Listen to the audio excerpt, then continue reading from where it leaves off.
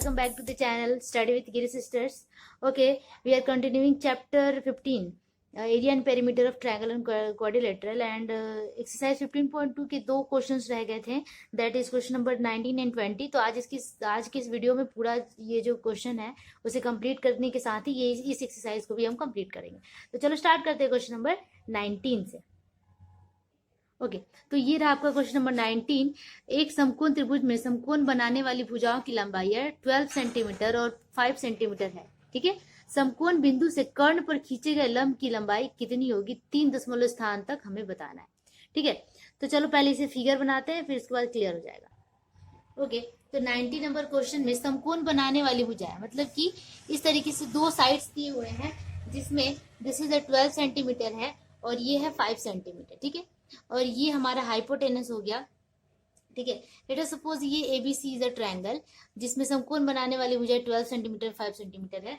And उसके बाद एक कह रहा है क्वेश्चन में कि calculate the length of the perpendicular drawn from the vertex to the right angle of the hypotenuse. Hypotenuse मतलब कि इस वर्टेक्स से लेके हाइपोटेनस पर एक परपेंडिकुलर ड्रॉ हुआ है और इसका लेंथ मान लो ये बीडी है, तो हमें बीडी का लेंथ फाइंड करना है. लेंथ ऑफ बीडी हमें फाइंड करना है. ठीक है, तो चलो इसे बनाते हैं.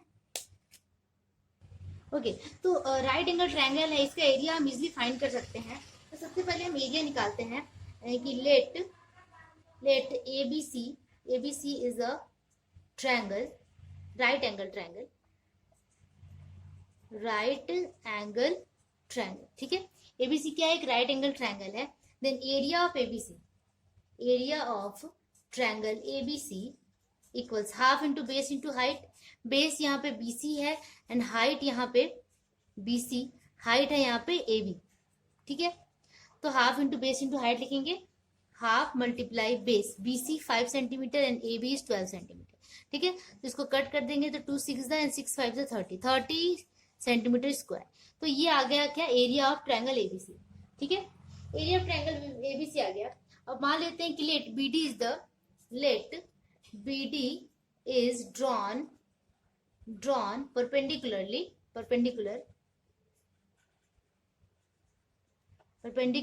on AC.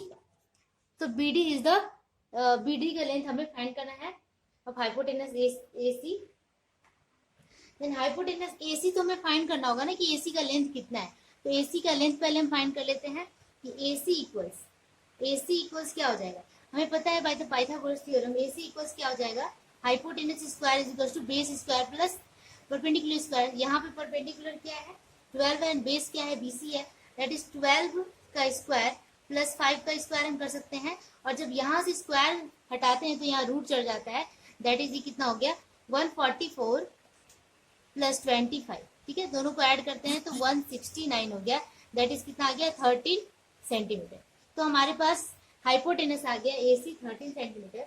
अब ठीक है, अब अकॉर्डिंग टू प्रॉब्लम क्या कह रहा है कि आप ये देखो कि हमारे पास एरिया कितना आ गया 13. ठीक है, और अगर हमारे पास हाइट हो, ऑल्टीट्यूड हो, देखो ऑल्टीट्यूड का एक डिफिनीशन ही होता है कि अपोजिट वर्टेक्स से परपेंडिकुलर जो ड्रॉ किया जाता है वो ऑल्टीट्यूड कहलाता है. तो अगर हमारे पास अब यहाँ पे BD हाइट मिल गया हमें, ठीक है, बट प्रीवियसली हमने इसे हाइट माना था. तो इन दोनों को अगर आप इसके अकॉर्डिंग भी बनाए और इसके अकॉर्डिंग, हाइट के अकॉर्डिंग भी इसका एरिया निकाले और जो नॉर्मल एरिया हमने पहले निकाला है वो दोनों इक्वल होगा. ठीक है, तो ये दोनों एरिया को हम इक्वल कर देते हैं. दैट इज हाफ इंटू, एक मिनट. ओके तो अगर हम इसे हम हाइट ले लेते हैं और इस हाइट के अकॉर्डिंग भी एरिया निकालते हैं तो ये जो एरिया होगा इस टोटल एरिया के इक्वल ही होगा. ठीक है, तो अब हम अपने हाइट के अकॉर्डिंग एरिया निकालते हैं. तो half into base into height यहाँ पे होगा. तो बेस हमने यहाँ पे BC ले लिया, बेस कहाँ है, बेस यहाँ पे AC होगा क्योंकि जो ये परपेंडिकुलर है वो AC के ऊपर है. तो हाफ इंटू बेस AC हो गया एंड हाइट हमने BD ले लिया. ठीक है, तो इस ट्रायंगल का हम एरिया इस तरीके से भी निकाल सकते हैं. बट हमने प्रीवियसली भी यहाँ पे एरिया निकाल रखा है तो ये जो एरिया होगा इस एरिया के बराबर होगा. ठीक है, तो इक्वल कर देते हैं हाफ. अब हमारे पास AC का वैल्यू आ गया 13 सेंटीमीटर. BD हमें निकालना है, हमें BD पता नहीं है. ठीक है, दैट इज यहाँ से इसको मल्टीप्लाई कर देंगे. BD इक्वल्स क्या हो जाएगा 30 मल्टीप्लाई 2 डिवाइडेड 13. ओके, तो अब इसे कट कर देंगे या फिर 60 डिवाइडेड 13, ठीक है। अब इसको डिवाइड करेंगे तो आपका ये आ जाएगा 4.615, 3 डिजिट तक ही हमें लेना था। अगर आप इसको डिवाइड करेंगे तो इतना ही आएगा, इतना सेंटीमीटर। तो हमें बीडी लेंथ निकल गया, जो कि क्या है, ये है length of the perpendicular, length of perpendicular from vertex equals 4.615 centimetre. तो यही आपका रिक्वायर्ड आंसर हो गया, जो कि क्वेश्चन में पूछ रहा था, ठीक है। तो इसी तरीके से आपका क्वेश्चन नंबर 19 कंप्लीट होता है। अब मूव करते हैं क्वेश्चन नंबर 20। ओके, तो ये क्वेश्चन नंबर 20 है इस तरीके से। 3 सेंटीमीटर, 4 सेंटीमीटर, 5 सेंटीमीटर भुजा वाले एक समकोण त्रिभुज के क्षेत्र के एक बृहत्तम वृत्ताकार वर्गाकार क्षेत्र इस प्रकार काट लिया जाए ताकि वर्ग का एक शीर्ष बिंदु त्रिभुज के कर्ण पर स्थित हो और वर्गाकार क्षेत्र की भुजा की लंबाई ज्ञात करें, ठीक है। तो पहले जैसे बोल रहा है उसी तरीके से हम एक फिगर बना लेते हैं। उसके बाद वर्गाकार क्षेत्र की एक भुजा मतलब कि one side of a square हमें फाइंड करना है। तो सबसे पहले हम क्या कर लेते हैं, फिगर बनाते हैं, ठीक है। इस तरीके से ये एक मान लो ये ट्रायंगल है, इस तरीके से ट्रायंगल है, और इसके अंदर क्या है, एक वर्ग है। दैट मीन्स यहाँ पे एक स्क्वायर है जिसका वन साइड कहाँ कनेक्ट हो रहा है, इसके हाइपोटेनस पे कनेक्ट हो रहा है, ठीक है। तो यहाँ पे एक वर्ग बन गया। Suppose ABCD is a triangle ABC, and यहाँ पे जो वर्ग है यहाँ पे हम D ले लेते हैं, DEF। तो BDEF इज अ स्क्वायर, ठीक है। तो जो पहले हमने यहाँ पे ऑपरेशन किया उसे हम यहाँ पे लिख लेते हैं सबसे पहले, ठीक है। Then in let ABC is a triangle where BC यहाँ पे दे दिया है, सबका लेंथ दे दिया हुआ है 3, 4 एंड 5 सेंटीमीटर, ठीक है। तो मान लेते हैं कि AC सबसे लंबा साइड है, तो इसे हम 5 सेंटीमीटर ले लेते हैं। BC को हम ले लेते हैं 4 सेंटीमीटर और AB को हम ले लेते हैं 3 सेंटीमीटर, ठीक है। वेयर AB, तो मैं AB से स्टार्ट करूंगी। AB equals 3 centimetre, BC equals 4 centimetre and AC equals 5 centimetre, ठीक है। ये हमने यहाँ पे लिख लिया। उसके बाद लेट अस ड्रॉ यहाँ पे कि स्क्वायर ड्रॉ करना है। दैट इज हम यहाँ पे लिखेंगे कि BDEF इज द ग्रेटेस्ट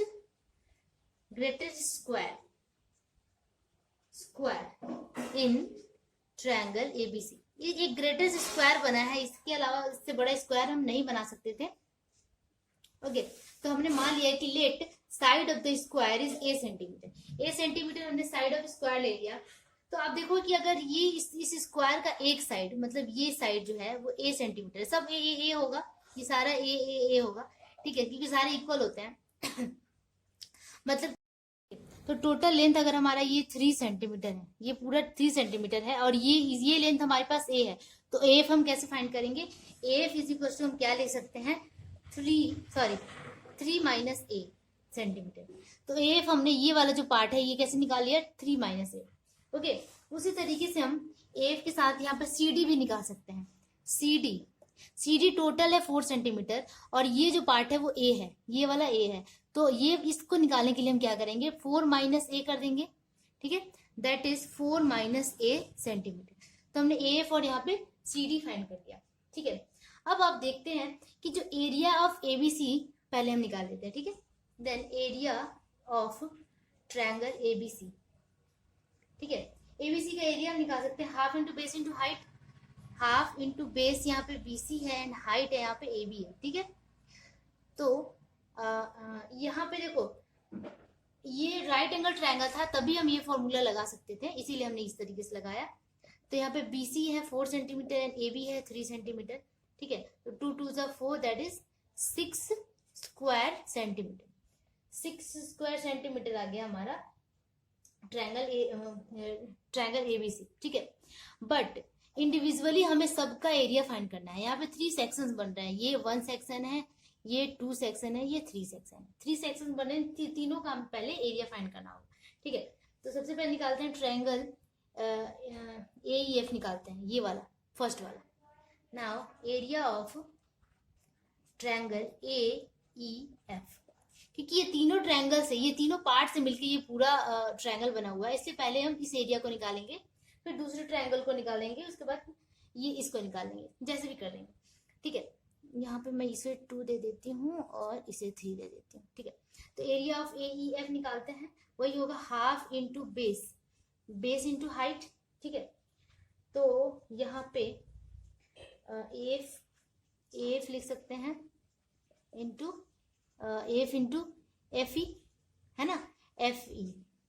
अब FE की जगह पे FE is equal to BD है. अब ध्यान से देखो, क्योंकि ये वाला जो पार्ट है इसके साथ इक्वल है ना, क्योंकि ये यहाँ पे क्या बन रहा है, स्क्वायर है, और स्क्वायर के सारे साइड्स इक्वल होते हैं. तो इस स्क्वायर का एक पार्ट इसने ट्रायंगल ने ले लिया है, तो इसका लेंथ और इसका लेंथ इक्वल होगा. ठीक है, दैट इज ए होगा. तो हाफ इंटू AF तो हमें पता है 3 माइनस A, एंड EF कितना हो जाएगा, BD के बराबर, दैट इज A के बराबर, दैट इज A हम यहाँ पे लिख सकते हैं, या फिर आप ये ना भी मेंशन करो तो भी काम चल जाएगा. ठीक है, तो यहाँ पे हमारा कितना आ गया, इतना आ गया. इसको ऐसे ही रहने देते हैं. सिमिलरली क्या करेंगे कि area of second triangle, area of triangle DCE equals क्या होगा, half into DC into D, यही होगा. ठीक है, अब यहाँ पुट करते हैं हाफ. DC का वैल्यू कैसे आया, DC हमने अभी निकाला था यहाँ पे 4 माइनस ए इंटू D तो A है, क्योंकि ये साइड ऑफ स्क्वायर पड़ जा रहा है, तो ये हो गया A, तो ये हो गया इतना. ठीक है, सेंटीमीटर स्क्वायर. ठीक है, तो दोनों का हम ट्रायंगल का एरिया हमने निकाल लिया, इस सेक्शन को, इस सेक्शन का. अब हम निकालते हैं एरिया ऑफ स्क्वायर BDEF. तो हमें पता है कि स्क्वायर का एरिया का फॉर्मूला क्या होता है, भुजा का स्क्वायर, और हमने भुजा कितना मान लिया है, A मान लिया है, that is A square.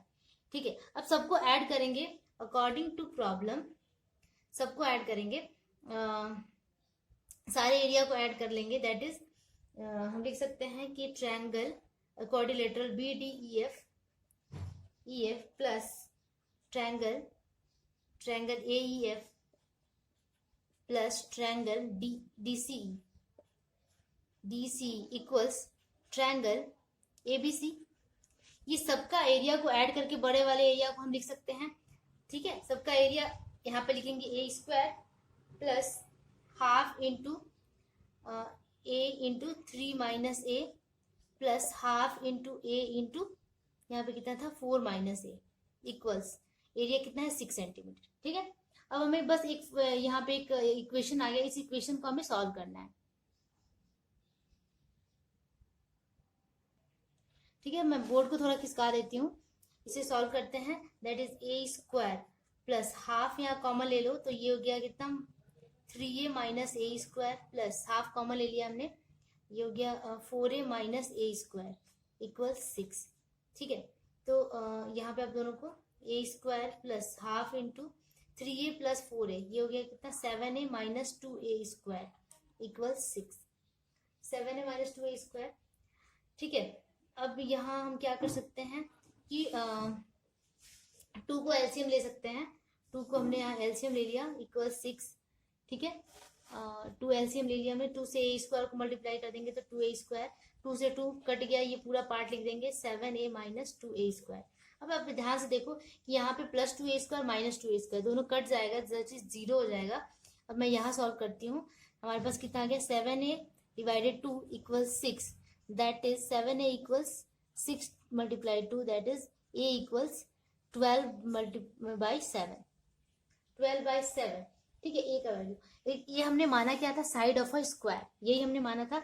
That is side of square आ गया हमारा, ऑफ स्क्वायर इक्वल्स 12 डिवाइडेड 7. आप इसको चाहो तो मिक्स फ्रैक्शन में चेंज कर सकते हैं. दैट इज ये कितना आ जाएगा 1 होल 5 बाई 7 सेंटीमीटर.